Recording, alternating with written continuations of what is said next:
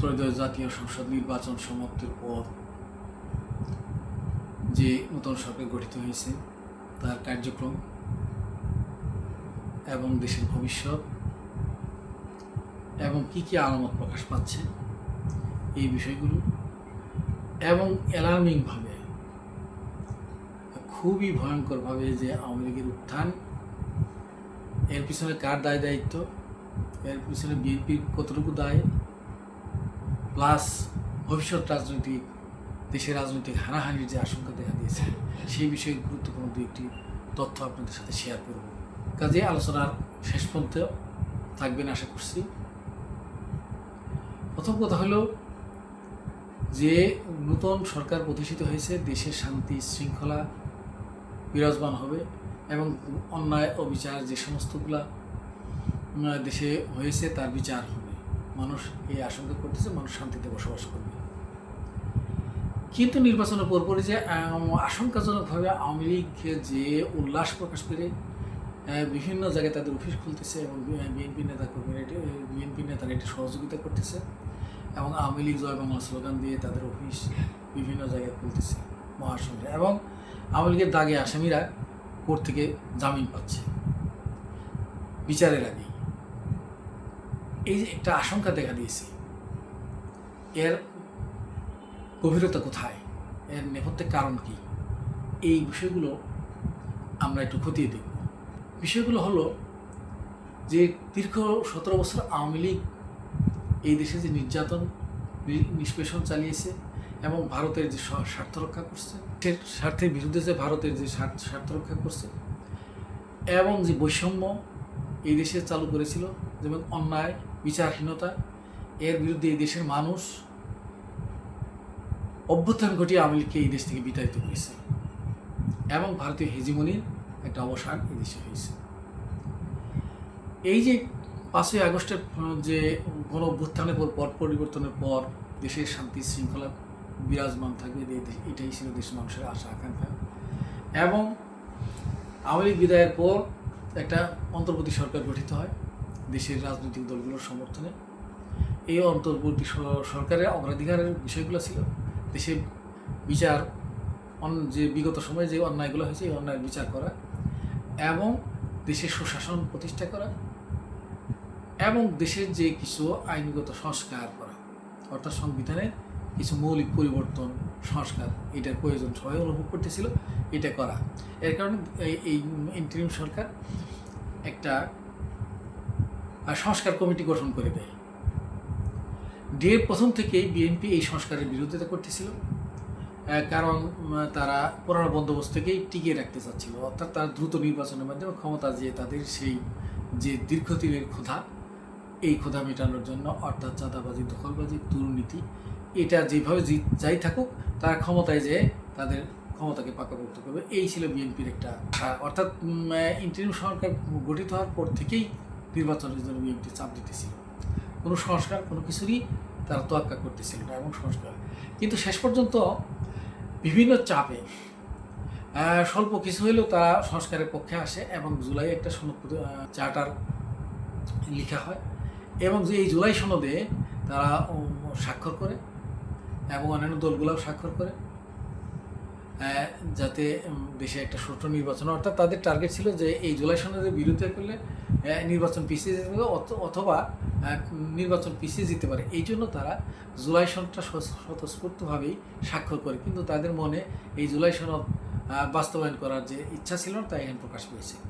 যে ঘটনা এবং নির্বাচনের এই কথা বলার আগে পিছনে কিছু কথা বলে আসা দরকার, এই জিনিসটি পরিষ্কার হওয়ার জন্য পিছনে কিছু দরকার। অর্থাৎ 5ই আগস্টের পর যে পট পরিবর্তন হলে যারা নির্যাতিত ছিল, যারা নির্বাসিত ছিল তারা দেশে আসবে এবং দেশে এসে রাজনীতির হাল ধরবে, এটাই ছিল স্বাভাবিক কথা। অর্থাৎ বিএনপির চেয়ারপারসন তো ছিলেন বেগম খালেদা জিয়া এবং ভারপ্রাপ্ত চেয়ারপারসন অর্থাৎ ডিফেক্টো লিডার তারেক জিয়া দেশে আসবেন এবং বিএনপির হাল ধরবেন এবং দেশের মানুষকে আশ্বস্ত করবেন, কারণ বিএনপির প্রতি দেশের মানুষের একটা বড় আস্থা ছিল। কিন্তু দেশে তারেক জিয়া তার অসুস্থতা সত্ত্বেও দেশে আসতে পারলেন না এবং খালেদা বিদেশে যায় চিকিৎসা নিলেন এবং ওখানে তার সাথে দেখা হলো এবং দেশে ফিরে এসে উনি আবার অসুস্থ হয়ে পড়লেন তখনও যখন মানুষ চারিদিকে সমালোচনা করতেছিল, তখন তারা যে একসময় বিবৃতি দিলেন যে ওনার দেশে আসাটা তার উপরে নির্ভর করতেছে না। এতে করে বোঝা যাচ্ছে যে উনি আসলে উনি স্বাধীন নয়, উনি মারাত্মকভাবে ভয় করছেন যে কোনো একটা শক্তিকে, যে উনি তাদের ভয়ে দেশে আসতে পারছেন না। এই শক্তিটা আর কিছুই নেই, এটা তো দিবালোকের মতো পরিষ্কার যে উনি ভারতকে ভয় করতেছিলেন এবং ভারতের রকে ভয় করতেছিলেন, যে তার জীবনের একটা আশঙ্কা রয়েছে এবং ভারত তার সঙ্গে কী ধরনের আচরণ করে, বিএনপির সাথে কী ধরনের আচরণ করে, এই ব্যাপারে উনি নিশ্চয়তা পাচ্ছিলেন না। কারণ এখন বিএনপির যে সমস্ত লিডারগুলো প্রভাবশালী লিডার, তার সবাই ভারতপন্থী। যেমন আমির খসরু মাহমুদ চৌধুরী, তারপরে হুমায়ুন সাহেব, তারপরে তো ব্যারিস্টার মির্জা ফখরুল ইসলাম আলমগীর, তারপরে সালাউদ্দিন সাহেব, এরা অত্যন্ত প্রভাবশালী এবং এরা সবাই ভারতপন্থী। তারা যে কি বুঝিয়েছেন যে ভারতের সাথে নেগোসিয়েশন করা ছাড়া আসলে এই দেশে ক্ষমতায় থাকা যাবে না। এবং তার যে কাছে হয়তো ইনফরমেশন ছিল যে তার জীবনের আশঙ্কা হয়েছে রয়ের প্রতি কিংবা ভারতের প্রতি কিংবা আওয়ামী লীগের আততায়ী হয়। তো ভারত এই মৌকাটা খুঁজে নিলেন, যেহেতু আওয়ামী লীগ দেশে নাই, ভারতের এক নম্বর পছন্দ হলে আওয়ামী লীগ এবং আজীবনে এই পছন্দই থাকবেন। কিন্তু ইন্টারিম পিরিয়ডে যেহেতু আওয়ামী লীগ নেই, আওয়ামী লীগ নিষিদ্ধ এবং ভারতীয় স্বার্থ রক্ষার জন্য বাংলাদেশে বিকল্প শক্তি হলো বিএনপি, এবং এই বিএনপিকে আস্থায় নেওয়া ভারতের জন্য একটা অগ্রাধিকার ছিল। আর বিএনপির জন্য অগ্রাধিকার ছিল তাদের ভারতের সাথে একটা সুসম্পর্ক বজায় রেখে তারা ক্ষমতায় যাওয়া। এই দুই পক্ষ যখন এক হয়ে গেছে, তখন ভারতীয় পক্ষ থেকে তাদেরকে আশ্বস্ত করা হয়েছে যে তারেক জিয়ার জীবনের কোনো নিরাপত্তাহীনতা ভারতের পক্ষ থেকে নেই। প্লাস বিএনপি ক্ষমতায় আসার জন্য যা যা করা দরকার আওয়ামী লীগের সহযোগিতা নিয়ে এবং ভারতের যে প্রভাব আছে সেটা আমরা বিএনপি ক্ষমতায় আসার জন্য চেষ্টা করব। এই দুইটা প্রতিশ্রুতি ভারত তাদেরকে দিয়েছে, যার প্রমাণ হলো আনন্দবাজার পত্রিকা এটা প্রকাশ করে দিয়েছে এবং বিএনপির কোনো প্রতিবাদ করেনি। বিএনপির পক্ষ থেকে, ভারতের পক্ষ থেকে কিংবা আওয়ামী লীগের পক্ষ থেকে যে সমস্ত শর্তগুলো তারা বলছেন, তাদের প্রথমটাই হলো যে 5 আগস্ট পরে যে সমস্ত রাজনৈতিক মামলাগুলো শেখ হাসিনা এবং আওয়ামী লীগের দলীয় নেতাকর্মীদের বিরুদ্ধে হয়েছে, এই মামলাগুলোকে প্রত্যাহার করতে হবে অথবা মামলাগুলোকে উঠাই দিতে হবে, একটা বিষয়। আরেকটা বিষয় হলো যে ভারতের সাথে যে এই 17 বছর আওয়ামী লীগ যে অসম চুক্তিগুলো করছে, দেশ বিরোধী যে সমস্ত চুক্তিগুলো করছে, সেই চুক্তিগুলোকে অক্ষুণ্ণ রাখতে হবে, সেই চুক্তিগুলোর বিরুদ্ধে যাওয়া যাবে না, এই একটা বিষয়।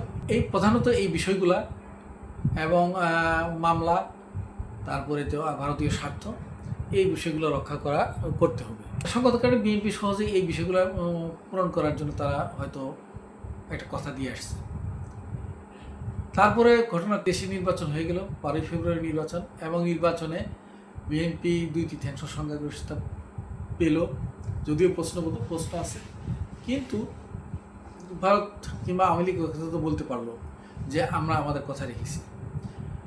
আওয়ামী লীগ প্রভাবিত এলাকাগুলোতে বিএনপি নিরঙ্কুশ বিজয় পেয়েছে এবং ভারত তাদের হিন্দু ভোটারদের দ্বারা সহযোগিতা করেছে, যার কারণে বিএনপি 2/3 সংখ্যাগরিষ্ঠতা পেয়েছে। এবং ডিবি স্টেট প্লাস যে দেশের আমলারাও বিএনপিকে সহযোগিতা করেছে, এবং বিশেষ করে নির্বাচন কমিশন যে বিএনপির প্রতি পক্ষপাতিত্ব করেছে, তার প্রমাণ হলো এই যে নির্বাচন অনিয়ম এবং ভোট গণনার ফলাফলে যে অনিয়ম, এই অনিয়মটা অভিযোগ করা সত্ত্বেও তড়িঘড়ি করে তারা গেজেট প্রকাশ করে বিএনপি পক্ষ নিয়েছে পরিষ্কার। তো এই যে বিএনপি নির্বাচিত হলো, এখন বিএনপির দায়িত্ব হলো যে তারা যে কথাগুলো দিয়ে আসছে, এটার জন্য ভারতের পক্ষ থেকে একটা চাপ তো আছেই, আওয়ামী লীগের পক্ষ থেকে ভারতের পক্ষ থেকে একটা চাপ আছে, এবং তারা তাদের এই ওয়াদাগুলো পালন করার জন্য প্রথম যে কাজগুলো শুরু করলো সেটা হলো এই যে সালাউদ্দিন সাহেব আজকে বললো যে এটা আমরা আগেও বুঝতে পারছিলাম যে 5ই আগস্টের পরে যে রাজনৈতিক মামলাগুলি, সেই মামলাগুলা পুনর্বিবেচনা করা হবে। দ্যাট মিনস এই মামলাগুলোর আসলে সঠিক বিচার আর হবে না, হয়তো মামলাগুলো প্রত্যাহার করা হবে। এবং শেখ হাসিনা এবং আওয়ামী লিডারদের বিরুদ্ধে এবং আর্মির যে দূষর ছিল আওয়ামী লীগের, যারা গুম খুনের সাথে জড়িত ছিল, এদের বিচারকে ঠেকানোর জন্য যে পদক্ষেপটা তারা নিল, তারা চিফ প্রসিকিউটর তাজুল ইসলামকে তারা এখান থেকে সরিয়ে দিল। এই তাজুল ইসলাম হলো এমন এক ব্যক্তি যিনি বাংলাদেশের আইন জগতের এমন এক লোক যে তাকে কোনো প্রলোভন, তাকে কোনো ভয়ভীতি, কোনো চাপ দিয়ে কোনো কাজ করানো সম্ভব নয়। স্বয়ং সেনাপ্রধান এই আর্মিদের যে বিচার হচ্ছিল, এই বিচার ভিন্ন খাতে কিংবা স্থগিত করার জন্য অনেক চেষ্টা করেছে, তাজুলকে প্রলোভন দেখিয়েছে, ভয় দেখিয়েছে, সমস্ত ভয়ভীতির ঊর্ধ্বে রক্ত উপেক্ষা করে তাজুল এই বিচার এগিয়ে নিয়েছে এবং আর্মি অফিসারকে ট্রাইব্যুনালে এসে হাজিরা দিতে বাধ্য করেছে। এবং এই যে গুম খুনের যে তদন্ত, সেই যে আয়নাঘরের যে চিহ্ন মুছে ফেলানো হয়েছিল, সেখান থেকে তথ্য সংগ্রহ করছে অনেক সাহসিকতার সাথে। তো যাই হোক, এই তাজুলকে সরিয়ে দেওয়া হলে এটা হলো প্রথম পদক্ষেপ এবং এই তাকে সরিয়ে দেওয়ার মাধ্যমেই যে আন্তর্জাতিক অপরাধ ট্রাইব্যুনালের যে মামলাগুলো ছিল, মামলাগুলোর গতি স্লোথ হবে এবং মামলাগুলো ওইভাবে আর গতি পাবে না এবং ক্রমান্বয়ে এটি হিম করে চলে যাবে এবং বিচারগুলা ভিন্ন খাতে প্রবাহিত হবে, এটা নিশ্চিত। এবং এছাড়াও যে সমস্ত মামলাগুলো অন্যান্য কোর্টে আছে, সেই মামলাগুলোর বিবেচনায় নিয়ে আসবেন সালাউদ্দিন সাহেব এই কথা বলছেন। এবং আওয়ামী লীগের অফিসগুলো খুলে যাচ্ছে এবং আওয়ামী লীগের দাগী অপরাধীরা জামিন পাচ্ছে এবং বরিশালে যে ইউসুফ তালুকদার জামিন পেয়েছে এবং এর জন্য বরিশাল বার কোর্ট বর্জন করছে। আওয়ামী লীগ বিভিন্ন জায়গায় সুপ্রতিষ্ঠিত হচ্ছে এবং ইতিমধ্যেই বিভিন্ন জায়গায় বিএনপির সাথে দ্বন্দ্ব শুরু হয়ে গেছে এবং এই যে নড়াইলে বিএনপির 4 জন লোককে খুন করে ফেলছে আধিপত্য বিস্তারকে কেন্দ্র করে, এবং এইটা বরিশালে, মাদারীপুরে, তারপরে শরীয়তপুরে, নারায়ণগঞ্জে, এই সমস্ত বিষয়গুলা যে বিএনপির দলীয় মিডিয়াগুলো এগুলি নিয়ে আসতেছে না, এগুলি বলতেছে স্থানীয় ক্লেশ হিসেবে। আসলে এগুলি বিএনপি এবং আওয়ামী লীগের মধ্যে এই হানাহানি, রাজনৈতিক আধিপত্য বিস্তারকে কেন্দ্র করে, চাঁদাবাজিকে কেন্দ্র করে এগুলি হচ্ছে। ভবিষ্যতে কে কোন এলাকায় চাঁদাবাজি করবে, আধিপত্য না থাকলে তার চাঁদাবাজি করা যায় না, এই আধিপত্য বিস্তারকে কেন্দ্র করে এই সংঘাতগুলো হচ্ছে। এখন দেশবাসী এবং আমাদের আশঙ্কা যে এই যে শত শত গুম খুন, হাজার হাজার গুম খুন এবং এই যে জুলাই যে গণহত্যা এবং এই যে পঙ্গুত্ববরণ, এই লোকগুলার বিচার কি? এই লোকগুলো আসলে সত্যিকার অর্থে যে লক্ষণ দেখা যাচ্ছে, এই বিচার পাওয়ার কোনো সম্ভাবনা নেই। যদিও বিচারের নামে একটা প্রহসন চলবে, বিচার হয়তো চলবে ঢিমে তালে, কিন্তু সত্যিকার অর্থে বিচার পাবে না, এটা তো পরিষ্কার বোঝা যাচ্ছে। কারণ স্বরাষ্ট্রমন্ত্রী এই যে সালাউদ্দিন সাহেবের ঘোষণা, এতে এবং ফখরুল ইসলাম আলমগীর তো নির্বাচন আগেই ঘোষণা দিচ্ছে আওয়ামী লীগের সমস্ত মামলা প্রত্যাহার করা হবে। তো এতে করে পরিষ্কার বোঝা যাচ্ছে যে বিচার আর হচ্ছে না। এই যে আজকে একটা শুনলাম যে বিএনপির একটা নেতা পরিষ্কার বললেন যে যারা ভিকটিম ছিল, যারা নির্যাতিত হয়েছে, তারা বলল যে যদি বিএনপি বিচার না করে তাহলে আমরা জামাতে যোগদান করব এবং জামাত না আছে এনসিপিতে যোগদান করব, তবুও এই আওয়ামী কুত্তা লীগের বিচার করব, কারণ আমরা ভিকটিম ছিলাম, আমরা অত্যাচারিত, নির্যাতিত হয়েছি।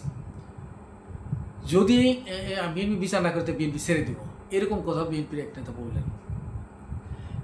এখন আমরা আশঙ্কা করতেছি যে সারা দেশে যে এই যে রাজনৈতিক হানাহানির যে পূর্বাভাস দেখা দিচ্ছে, আওয়ামী লীগ যদি পূর্ণ মাত্রায় পুনর্বাসিত হয় এবং তারা যদি রাজনীতি করার সুযোগ পায় নিষিদ্ধ থাকা সত্ত্বেও, তাহলে সারা দেশে ওই সাবেক হানাহানি এবং মারামারি এবং গুম খুন, সন্ত্রাস, ধর্ষণ এগুলি পূর্ণ মাত্রায় চলবে। এই জন্য দেশবাসী আশঙ্কিত। নবনির্বাচিত সরকারের কাছে এই আশা দেশবাসী করে না যে আওয়ামী লীগের মতো একটা সন্ত্রাসী দল পুনর্বাসিত হোক তাদের বিচার ছাড়াই। তারা তো কোনো অনুশোচনাও করেনি, তারা তো এই ভুলের স্বীকারও করেনি যে এই দীর্ঘ 17 বছর যে তারা মানুষের উপর নির্যাতন করেছে, এই ভুলের জন্য তারা তো কোনো মাপও চায়নি, অনুশোচনাও করেনি এবং তারা এটিকে রিয়েলাইজও করে না। সঙ্গত কারণে তাদেরকে আগ বাড়িয়ে এই ক্ষমতার লোভে তাদেরকে যে এই যে সুযোগ সুবিধাগুলো দেওয়া হচ্ছে, এতে করে দেশের যে আইন শৃঙ্খলার চরম অবনতি ঘটবে এবং রাজনৈতিক হানাহানি বাড়বে। আর এর নেপথ্য কারণ হলো ওই যে ক্ষমতায় যাওয়ার জন্য ওই যে নেগোসিয়েশন, ভারতের সাথে আওয়ামী লীগের সাথে নেগোসিয়েশন, এই বিষয়গুলা এবং তারা যে কথা দিয়ে আসছেন, তারা এই কথাগুলো এখন রাখছেন। ভবিষ্যতে এটি আরও স্পষ্ট হবে, আরও যে গণবিরোধী কাজগুলো এই সরকারের দ্বারা হবে বলে মনে হচ্ছে এবং আওয়ামী লীগ পুনর্বাসিত হবে। এর দায়িত্ব আসলে ওই সরকারকে বহন করতে হবে। কারণ যে হানাহানি আওয়ামী লীগের নেচার, এই নেচার থেকে আওয়ামী লীগ কখনো বের হয়ে আসেনি, বের হয়ে আসার জন্য কোনো আশা পোষণও করেনি। সঙ্গত কারণেই আমরা খুবই আতঙ্কিত, দেশবাসী খুবই আতঙ্কিত এবং এটা আমরা ভবিষ্যতে আরও দেখতে পাবো। আপনারা দেখবেন আমরা যে আশঙ্কাগুলো করছি ভবিষ্যতে এগুলি আরও সুস্পষ্ট হবে। কাজেই বিএনপির এই দলীয়করণ কিংবা নিজের ক্ষমতায় থাকার স্বার্থে কোনো অন্যায়ের সাথে কোনো বিচারহীনতার সংস্কৃতি যেন চালু না করেন। দেশে বিচারহীনতা হলে সেই দেশ টিকে না, সেই সরকার টিকে না। বিএনপিকে এই অতীত ইতিহাস থেকে শিক্ষা নিতে হবে। সম্মানিত দর্শক শ্রোতা, আজকে এই পর্যন্তই। সঙ্গে থাকুন এবং এই বিষয়গুলো রিয়েলাইজ করুন এবং মন্তব্য করুন। আল্লাহ হাফিজ।